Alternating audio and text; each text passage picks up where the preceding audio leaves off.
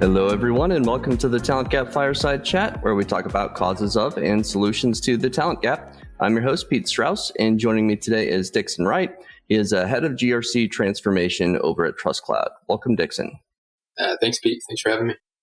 Thanks for being here. Could you give our audience a little background on you and your career thus far?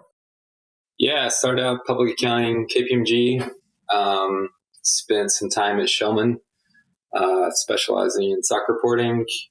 Went internal to a cloud service provider, telecom provider. I was publicly traded, company called Cbion. That company was ultimately bought by private equity. And then I went back into consulting for almost 10 years at Coalfire. And then about 3 months ago, joined TrustCloud, going back into industry. Wanted to cut my teeth at a startup. So yeah, that's it. Gotcha. Awesome. Yeah. And obviously I've worked with a lot of consulting firms over the years. So I'd imagine you've encountered a lot of the same hiring challenges that I have over the years. But obviously we talk a lot about the talent gap itself on the show. Would you say that that's a real thing in security? And if so, what would you say it looks like? From a gap perspective, I actually don't think there's a gap, at least right now. I think there's a plethora of people like looking for jobs. And so I think we're, especially in the GRC space, I think there's no shortage of candidates. I think right now we have like kind of a surplus of quality candidates looking for like the right job. Yeah, I mean, that's how I feel for GRC specifically. And maybe there's some differing opinions around like global security and the types of roles they're recruiting for and the salaries that they can provide. But yeah, I would definitely call it a surplus at this stage for GRC. Yeah, I tend to agree. From what I've noticed, GRC hiring, and we're recording this in May of 2024, GRC hiring has been soft for about a year and a half in my experience, especially with the consulting firms. For whatever reason, it seems like hiring has just really slowed down. Any idea what might be happening there as far as why hiring has slowed down? Yeah, I mean, I think just growth has slowed down for the firms specifically. So if you're not growing, you're not hiring, generally revenue scales with people. And then I think the onset of technology, as it relates to audits, as it relates to compliance automation, I think that certainly cannibalized parts of, consulting business. And, with that, like, if, the company's not growing, like they're not going to continue to hire like they were previously. So I would say that's kind of the biggest thing that I've seen over the last, like, probably 2 or 3 years even, is just this, like business wasn't booming like it was, 4 or 5 years ago. Where we were hiring, even on my teams, like 20, maybe 30 people in a year. Yeah, I think that's it. We're kind of in a very different world now, and you've got all these like tech companies like laying off people. So I think everyone's looking to kind of cut costs and not overextend, and have people sitting on the bench. Yeah, that's been my experience as well, especially as it relates to the automation platforms. That seems to be where the whole GRC industry is headed, is towards automation. That's where the investment's going. That's where the employees are going. And for good or for ill, it's certainly chipping away at the market share for the consulting firms. We'll see how it all plays out and see how much of the audit or assessment process can actually be automated. I tend to favor the idea that there has to be an experienced human somewhere there in the process. But the question then becomes, like, how do you get people to that experience level if some of the more menial duties are taken away maybe by some of the platforms? And I'm seeing kind of the same issue in security operations too. Some of these AI platforms are so impressive that they're almost better than a human at identifying false positives and alerts and stuff like that. So, if you don't have those SOC analysts in those seats, where do they go to gain all of those skills to be the more senior people that everybody wants to hire? What do you think we can do, I guess, as an industry to ensure that we still have a pipeline to pull from to build those, senior GRC folks that we're always going to need? Yeah, I mean, it's a great question. I think a couple of things stand out. One is, I think, the onset of some of the platforms, and how that's changing audit experiences. The way I like to think about it, and I was talking with a colleague who's kind of also in the space that used to be on my team several years ago, and like it's like this, it's like a pendulum, right? And I think everyone kind of jumped on this automation bandwagon thinking that it was going to like change everything, and it did. And I think some things some of that is good, and I think some of it is like really bad. And so I think like the pendulum is like, certainly we're in this part where it's swung too far. I think everybody's realizing it. So like now being on the platform side, I get to witness like our customers go through audits, and like some of the experience is just like atrocious, right? It's really cheap in some cases, but the actual audit experience for the customer is absolutely terrible. And so I think we're going to get to this place where we somewhat normalize in this idea that technology is great. There's things that, I like to say that robots can do better than humans, and they should, because it's going to create more efficiency, like more accuracy. There's certain things that only humans can do, and especially part of that is, I think, making that experience like favorable for the customer. So yeah, I mean, I think for us to continue to have senior people, I think we will. I think while this may eliminate some like entry level roles that we historically have, like you still need basically disciples to train and take your job if you want to move up. So I just don't think that's going to go away. Maybe the volume won't be there, but and then I think there's obviously going to be parts of the industry that continue to resist and like want people to service what technology can do because they charge fees on those humans versus the technology. So I think the bigger firms have been slower to adopt the automation, largely because it has drastic impacts to their business. And so yeah, I mean, I think we're pretty far away from there being a kind of an overall shortage of subject matter expertise. Like that still becomes very valuable. People still are paying like a lot of money for it.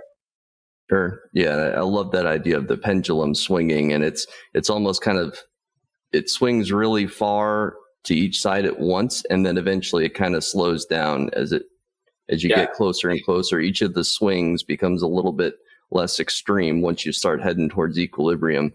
I guess the question really is, what's the timeline look like, but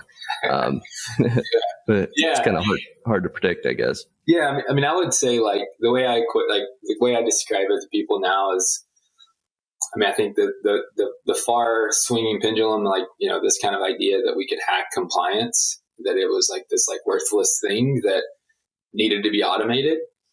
I think, and that we could automate 90% of it, I think is like ridiculous. I mean, most customers, I think today, especially like once you get above like 50 people, maybe 100 people, and you're like beyond kind of startup, that like people get that, right? That, that this isn't something that can ultimately be hacked, and it probably shouldn't. I think we're seeing that especially with like AI, right? Like are we going to let automation and AI govern AI, or do we need like basically people with brains to be able to help facilitate and build, systems and management systems around it? So yeah, I mean, I think we're already there in the sense that like people are fed up with like the overarching or the overcorrection of like what automation has done, because the quality is really bad. And so I think we're in a process now of trying to like clean that up and get people where it's like, I'm more efficient.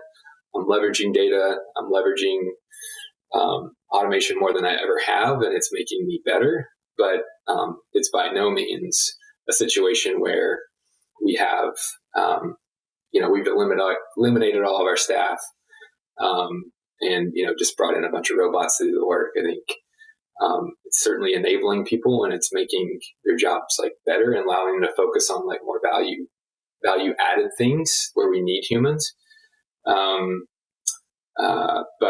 But yeah, I mean, I think we're really close to kind of getting this to the point where we have to correct.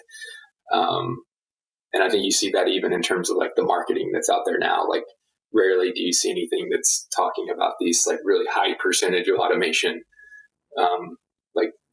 All the platforms are targeting, mid-market, up-market customers. Like, no one buys that anymore. And I think that ultimately kind of impacts like your credibility if that's like what you're saying that your tool can do for those types of like, buyers or personas. So yeah, I think we're pretty close. I mean, there's still parts of it down market. There's still some really cheap audits that are out there at volume that I don't know how that's going to play out, but I think once you get to over 100 employees, 250 employees, you really start to level out, and like the technology is enabling some really cool things, but it's not overstretching to do things that it ultimately shouldn't. Yeah. So I guess kind of what I'm seeing is, I guess I've noticed for a long time there seems to have been a race to the bottom when it comes to the prices of audits and how much the auditors were being worked and how packed their schedules were and stuff like that. And it's long been an issue for the consulting industry. And I always thought something's got to change because this isn't sustainable, which I think gave rise to automation, making everything more efficient. But nowadays it's like you make things more efficient, but the trend line continues and the prices continue to go down. Do you think have we bottomed out when it comes to the cost of certain audits for certain types of customers, or is there more depth to explore there? Yeah, that's loaded. I definitely think we've probably seen the bottom. I think in certain, like specifically for SOC 2, I mean, I think there's been like updated guidance on the use of tools. I think historically the last like 2 years where this has been extremely prevalent, like there's been a lot of like relying on the green check marks within platforms, and people like just like aren't doing the work, right? It's like, oh yes, like this is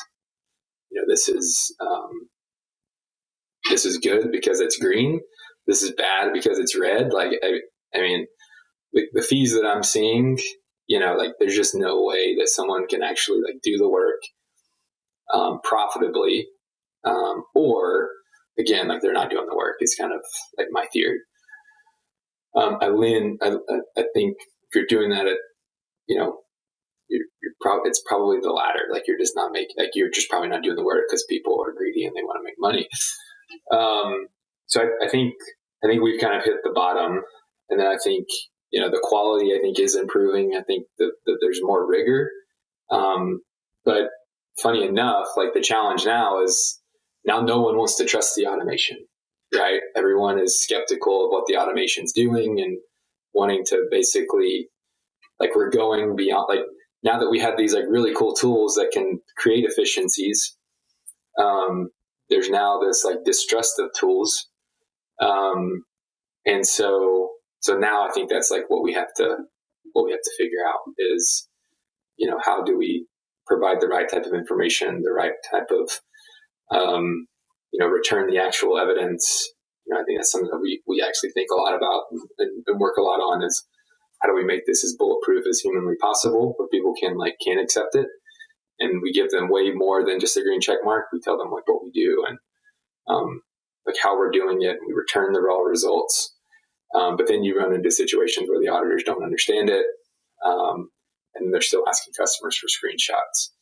So I have seen like a correction there. And I think it's, now we're going back to the old way. So again, I think we've got to find that happy medium of, hey, this is where automation is really good. This is where it's super effective. This is where I can be more efficient. This is where I can help like lower cost, and not be on the other end of the spectrum of like where I just accept it at face value and, rubber stamp something.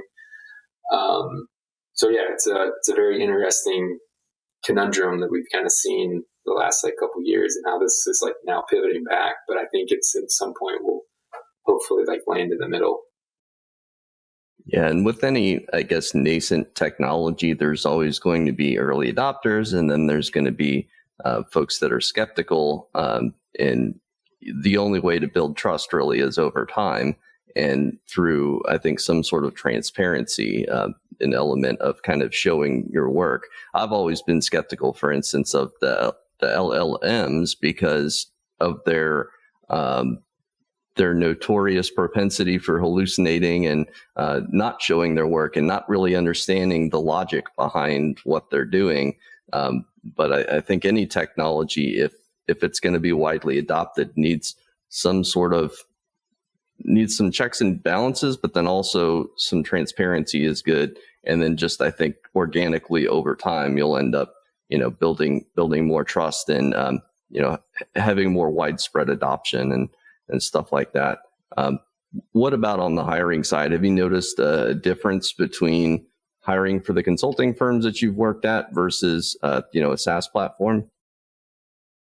Yeah, I think the big difference is like, historically, like at consulting firms, we would post a role, like let's say it's for a senior consultant, like at my previous employer, like we paid top dollar, but our pay was like really competitive, like maybe outside of the top 10 like tech firms and like their stock packages, but like in like people submitting resumes, like we would get very few, right?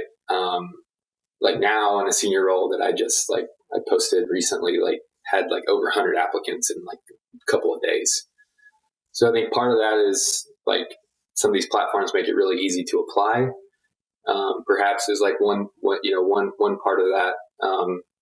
LinkedIn does a good job of matching you with potential roles out there, so you get better visibility. And so I think that the tech's made it easier for people to find jobs. But the number of applicants is like extremely overwhelming. Whereas previously, like we had to do like a lot of outbound, rely a lot on like referrals, and if we found one candidate, we would interview them and, could make an offer without any, like potentially even any competing, prospective employees. That's a little bit different on the entry level. Like we would certainly see more on the entry level side. But yeah, I mean, I think that's been the biggest thing that I've seen. And I don't know if that's because people just like don't want to be in consulting and want to be like more in industry. That's probably a little bit of it. But I think a lot of it now is that you've just got a lot of people that stuck in jobs they don't like. There's just not a lot out there. And then you've got, all this like, kind of like the money's not cheap anymore. And so, people are cutting back and there's a lot of people still like looking for work. So yeah, I think it's kind of maybe a combination of a couple of those factors, but yeah, I think it's like, I was shocked at the number of like qualified, like really like high quality applicants that we received. And kind of our last round for a particular senior position. Yeah, I think it's definitely, I think the type of company you're working for, tech is generally viewed more favorably by people working for consulting firms because, like you said, they want to get out of the consulting firm grind. But then there's an element of the market itself as well. Like you said, there's so many more people looking right now. I think one thing a lot of companies struggle with right now is internal recruiters who aren't necessarily specialists in the roles that they're recruiting for, because they have such a wide variety of roles that they're recruiting for. And, they may have 10 different types of jobs, 10 individual jobs, but they're all different types of jobs that they're trying to fill all at once. And, they have a job posting up for each one, and each job posting might have hundreds or thousands of applicants. Any sense for, I guess, how you've worked with recruiters or how they might be able to better parse through all of those thousands of applicants? Yeah, it's a good question. We're like the volume of employees that we're hiring now at Trust Cloud is is like, I think it's extremely manageable across like our recruiting team. They do a good job. I think previously, like at Coalfire, like we're requiring, we generally had recruiters kind of slated towards, our specialty. So they got a sense of, the type of candidate we're looking for, the culture fit that we're looking for, like did a great job of kind of helping screen. And there's been parts where we've kind of really had that dialed in. But yeah, I mean, I think just even in the sense of like when I started to really explore leaving and kind of go into the process, like it's if you're relying on submitting applications on a website or even like via LinkedIn, I mean, I think you just have to understand that like your odds are like really low. And so, I have to assume that I applied for jobs that my resume was like never looked at, right? So I think, the most successful way for candidates to get noticed, and also for like employers, is to like really engage folks that really, take the extra effort to reach out, to send LinkedIn messages, which I think that's also hard for bigger companies because you don't necessarily know who the hiring manager is, or maybe even sometimes who the recruiter is. And I get the sense from recruiters, they get bombarded with messages where it's like really difficult to sift through as well.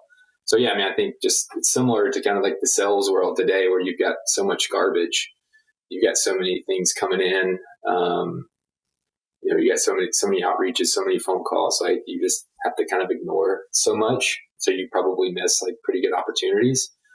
But like, what can you do? Yeah, I think sometimes the volume now is really crazy, and so dealing with inbound, dealing with really targeted search folks that have candidates they can bring to you, I think is favorable, especially if you have the budget to support that. So otherwise, you spend significant amount of time, and I think there's a lot of people who are just like haphazardly applying to jobs, and then like screening them is a waste of time. So. So yeah, I think it's like I think it's pretty challenging. It takes a lot of time. Yeah, I talked to another guest here, Derek Snedden, here recently, and he was saying how he managed to break into the industry. And the takeaway for me from that conversation was job seeking in the modern day is such a mess, and it's such a like you have to combine volume with quality, and you have to put yourself in the position to get lucky enough times to where eventually you do get lucky. So it's not like you can say, all right, I'm going to follow this strategy, and I know after a certain number of tries or outreaches, I'll get what I want. It's like you have no idea how long it's going to take or what's going to work. So you just have to do as many different things as you can. Kind of have a plan, stick to it, and then just crank out the volume as much as you can. And then there's also an element, I think, of working smarter, not harder, really leveraging your network. I think a lot of folks neglected their network over the last few years because, everybody was in security, was relatively comfortable. They had people like me knocking down their door to, recruit them every day, and they were used to getting 10 LinkedIn messages a week.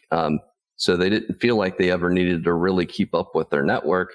But now with the market flipped on its head, I think there's a lot of people that are kind of feeling left out in the cold, wishing that they had kept up closer with their network and, the people they used to work with and stuff like that. I think generally in this type of market with that much noise, one of the best things you can do is know somebody. Especially at the entry level. But I've seen that phenomenon be an issue for very, very high level people as well, up to CISO. So obviously you were job seeking at one point there and saw some of this firsthand. Any advice you would give to, I guess, hiring managers in this market, knowing that there's so much craziness going on? Yeah, maybe not for hiring managers per se. I mean, I think for candidates, I think you're spot on. Like relationships are crucial. Like getting the right introduction, as well as just like laying down your pride and like putting yourself out there, right? Knowing that you may get rejected. I saw some really good things from folks like trying to get sales jobs, and basically you got to treat it like selling. Like you got to prospect, you got to send the emails, you got to, and knowing that most of the time you're probably going to get rejected. And so part of it is somewhat of a statistical, like, probability game. So the more outbound you do, the more likely you're going to get a call, which hopefully you can, then close some of those. So yeah, I mean, to me, like that's the real advice I can give. And then I think when you do reach out, it's like for those things to be ultimately meaningful and specific to the role that you're applying for. I mean, I think to try to cut the noise in this like last round of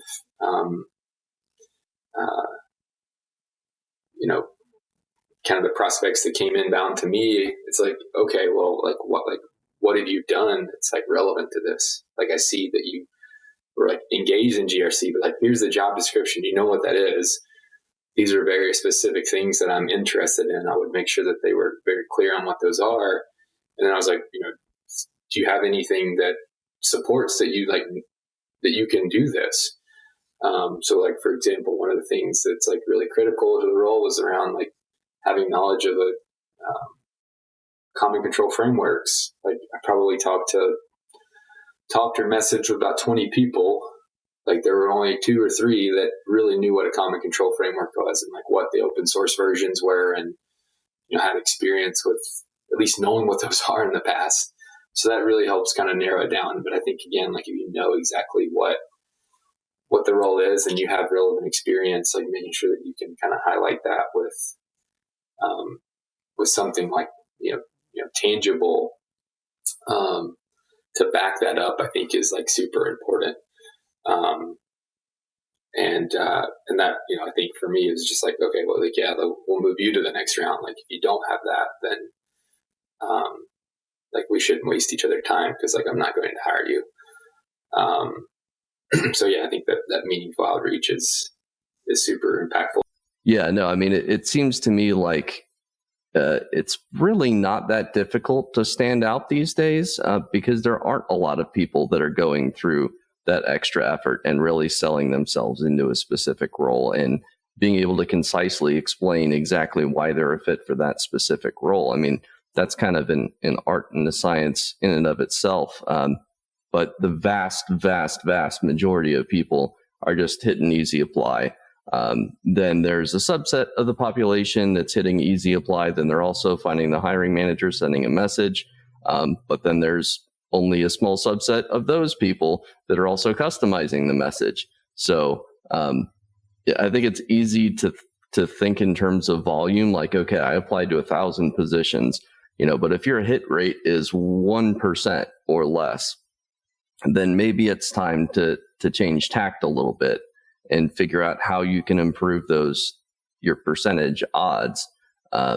It may be less volume, but it may be more work for each one.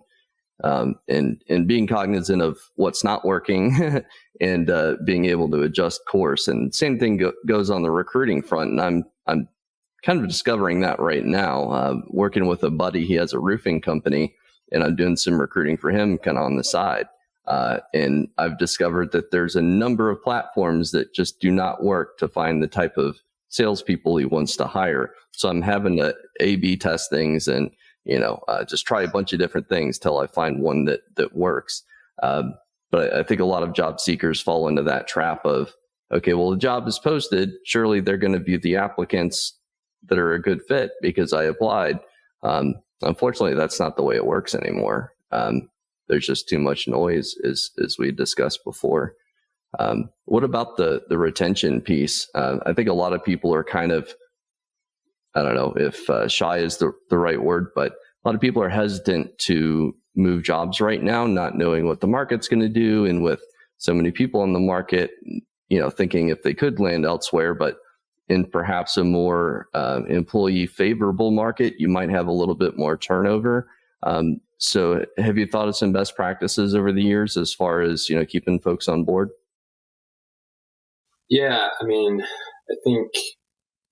the general sentiment these days that I think is spot on is like number one reason people leave is because they have a poor manager. And so I think it all starts with, how well do you treat your employees? What is your culture? How do you recruit the people that like fit that culture, and then how do you continue to like foster it? So yeah, to me, like that's just always been kind of the standard that I try to set. I think COVID disrupted a lot of that, where it's really easy to set and facilitate culture when you're in person a lot and you see people and you interact with them. Like doing that virtually, I think is difficult. And so, like, I think there was a lot of. I read this thing from Patagonia where basically when they had to shut down their offices, they, they're most of like all their employees are predominantly in person. Like Ventura, they have like a daycare, so you like always saw. They talked about they always saw people every day and ran into them, and like COVID hit, and like basically said they drew down like all of that cultural capital that they had, kind of depleted it. And then so they were kind of in this process of having to ultimately build that back up, like post-COVID. And so I think a lot of people just haven't necessarily figured out how to do that virtually. So you've got people that are tied to a job only because the job role may be exciting, may be easy, and you may get paid a lot. But beyond that, like you're not really connected to the company, you're not connected to the team, you're not connected to the people, which historically have been like really powerful things that have helped retention. And that's why like pre-COVID, like, at Coalfire, like we were really big on trying to hire people to offices, because when they were tied to a more collective community, like you're not just leaving a job to make more money, like you're leaving people that you enjoy being around all the time. So I think we're beyond that. Like we have to be, because like the world is like remote first, and I'm remote and I enjoy the luxuries of like living at the beach versus like living in a city. So I think there's like lots of pros and cons, but yeah, it's just making sure that, you set that right culture, like you foster those people, you develop those people, you support them, you coach them, you like take care of them. It's really not that hard. I just think a lot of people just like don't know how to do it. And are selfish. And so, yeah, I think, trying to be a humble leader, trying to serve your people, I think has always been a recipe for success in my book. Yeah, that's great. My experience has been that my favorite hiring managers over the years are servant leader types. They're folks that have that humility, that feel like they're kind of an extension of their team, and they're not, separate from it, that they're, kind of in the trenches with their folks and willing to, be there to help solve problems when, some folks are a little bit more autocratic and they're like, okay, well, team, this is your job. You do that thing. I'm going to be sitting here in my ivory tower. Yeah. I think some of that is innate. I don't think everybody's necessarily built to be a servant leader type, which, kind of makes me think of culture as well. For as much, I think, as we talk, especially on LinkedIn and stuff, about culture, it's very difficult to define, I think, a lot of the time. And how do you define culture and hire for it, without it being just, I like this person, Yeah. So how do you go about hiring for culture fit? Yeah, so it's pretty. I've tried to distill this down over the years to make it as simple as possible. I read something a long time ago. This like lady makes hiring decisions, and quickly she looks at like skill, will, and fit. Like those are kind of the three broad strokes. And when you think about fit, like the way we've always thought about it is like, what are the core values, right? Like what are the values that you want to hire for? Like my old team values and kind of what I've just kind of carried forward. In almost every case, these align to more like overarching like corporate values, that are like team players, people that like take ownership, people that are entrepreneurial, and then people that have like a sense of humor. And so like those are the types of people that that I'm attracted to. Those are the type of people I want on my team. If you don't have those things, essentially all of them, then like, we're probably not going to work well together. And so that's kind of how I've tried to do that, like breaking down like interview questions to essentially align with some of those things. I think it's so important. And then I think also it's like contextual to your organization, like, what stage is your company at? Like, what do you need from the people? What is expected of them? I recently saw something like, it's actually kind of funny, like being at a startup now, but it was like, if your CEO is like not intense, like, you have no chance, like you should probably go find another startup. And I think that's so true. And I think it's like, maybe similarly and kind of on top of that is like do all of it, like if your executives like don't pitch in and like roll up their sleeves like in the startup, like you have no chance, right? And so being a part of an executive team where the CEO like builds decks, right? And like everyone's in it together, and like that's what you're coming into, right? So if you're too good to do something, like this is not a good place for you, right? And so I try to be really clear, and we try to kind of way we do that is we try to talk people out of not coming, right? Like, hey, you sure you want to come here? Like it's hard, like it's hard work, like we're gritty, we're trying to do more with less, and so I think like you really kind of understand, make sure the candidate fully gets what they're coming into, and maybe kind of like undersell it, so that you're getting the right person for the right reasons, and they certainly have what's expected of them once they get there. Because I think that's also like unfair to them if you sell them something that's not reality. Their life is going to be miserable because they were expecting like something else. So generally, when people are worried a lot about like one of their top concerns is work-life balance, which again, like I like work-life balance. I have 3 kids. Like I make that a priority. But like when you kind of ask that in an interview, when everybody's like working their tails off, it's probably not the best question to ask. But maybe it is, because then you figure out that I don't want to be here, and I want to go somewhere where like life is like work is super easy, and I shut it down at 5 and come back tomorrow at 10:30. Yeah, one thing, as you were talking there, made me think of is the propensity to hire from similar companies. It's something that's been extremely common in consulting, to the point where I can't think of a consulting firm that I've worked with over the years that would not only hire from consulting firms. Same thing goes with startups. Startups generally want to hire from other startups. Do you think there can be exceptions to these hard and fast rules? And how do you determine if somebody's going to be an exception? Yeah, I mean, I think I've never really liked that. I mean, certainly it's helpful in like more senior roles because you kind of know exactly what you're getting. And they need to step into something like pretty quickly. So I think it's dependent upon role. I think for like more like junior level roles, like some of our most successful people that we've hired, like either like been out of college, or had some type of like different career. Like one of the guys that was always a rock star, Coalfire was he was like an admin at a school system. And so, I think I generally hire people, not for resumes. I think that's like you can have resumes, you could have done these things. You can make a resume look good. Like can you talk about it? Can you back it up? Like, did you actually do things? Or did you just like work at a cool company and like have a cool title, but not actually execute? So I think we've had several cases of that, especially at Coalfire, bringing in people from these kind of like different backgrounds. Like somebody else, actually, I'm trying to catch up with her.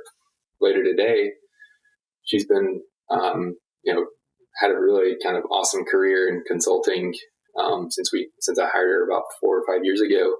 But prior to that, she was like working in like some kind of like medical assisted living type of place, like dealing with like nothing to do with IT audits or consulting. And she was really interested in being part of like doing like healthcare compliance. And like we took a chance on her, and she's killed it. And she's a manager now at a prominent consulting company doing high trust work. And so it's things like that where it's like you don't necessarily need the background to ultimately be good, but you may need, again, like I think that you gotta know that it's gonna take time to like get there. That person's not gonna become a senior consultant or a manager or a leader in a year or 6 months. Like it's gonna take several years to become an expert.